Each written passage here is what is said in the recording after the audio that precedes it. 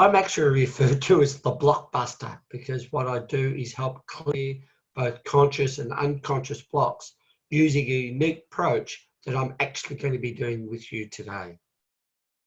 And what I want to look at today with everyone is not so much the virus itself, but what's actually going on around the virus. In other words, how are we actually behaving and supporting each other. As some of this fear starts to come up, what I'd like to do today is clear 4 statements for everyone. And my work actually works beyond time and space. So even if you're listening to the replay, these clearings will actually operate for you. And so the way that I operate is it might look like I'm clicking my fingers, but I'm literally shifting energy in your vortex within your etheric field. And that's what we're going to be doing here today in this very short time with these 4 key statements. So let's get straight into it and we'll see what they come up. And the first statement I've got is I have empathy for others. And this is a really good one if you're sitting there saying, well, why are people acting this way? Like, why are people putting 400 rolls of toilet paper into their shopping cart?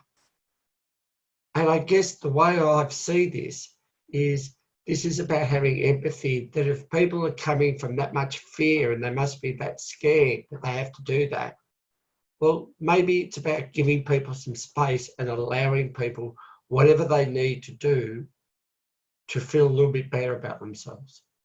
And so it's not about having a judgment on other people.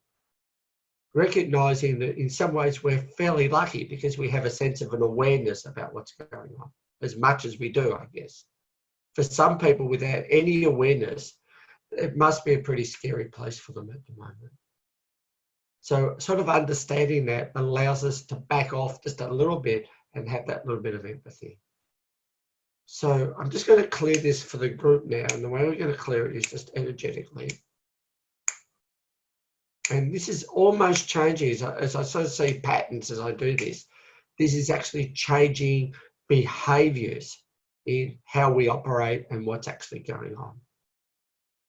So I'll get you to say for yourself again, I have empathy for others, and just notice if there's a difference for yourself in having that empathy for others.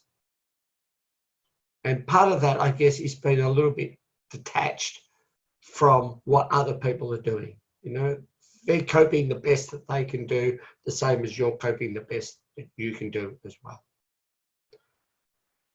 The second statement I've got is I limit the amount of media I take in. And what's really tempting with all this is that there's so much on the news, there's so much on social media, there's so much our friends are telling us, we're texting each other. There's this sort of bombardment of information. And yes, it seems to be changing every day. I also want you to, just say it to yourself, I limit the amount of media I take in, and just recognize how much media you're actually taking in at the moment. And so my suggestion is, yes, maybe keep an eye once a day on what is actually happening. But the news doesn't change that much day by day.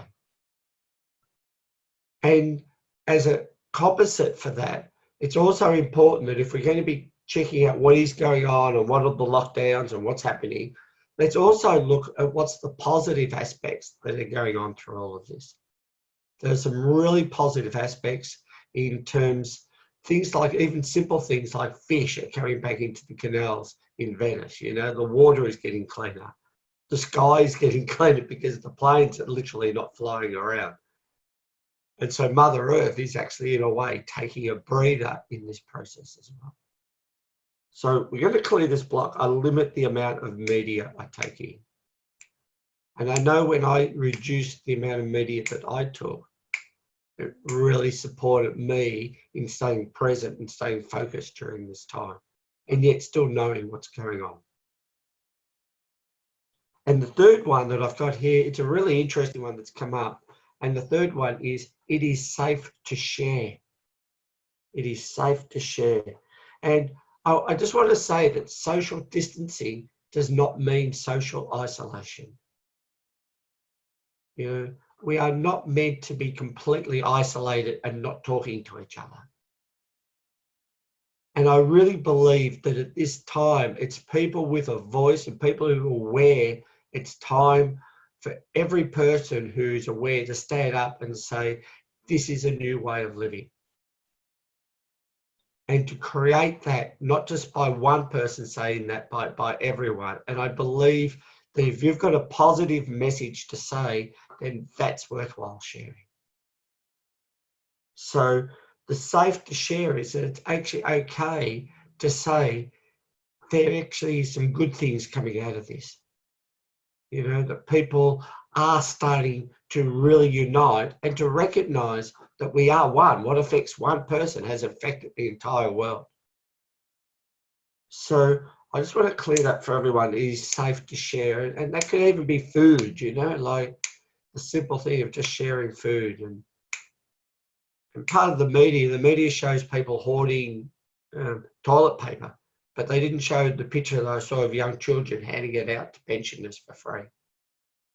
So it is safe to share. So just fill that to see if that has any sort of a less of a charge for you. Be really interested to find out if it does. And the final one is love is contagious. And this is my favorite statement at the moment, that love itself is also contagious. And so my only advice for everyone is to share love and allow that to spread even further. And that in itself is going to build immune systems, and it's going to lift the spirits of everyone.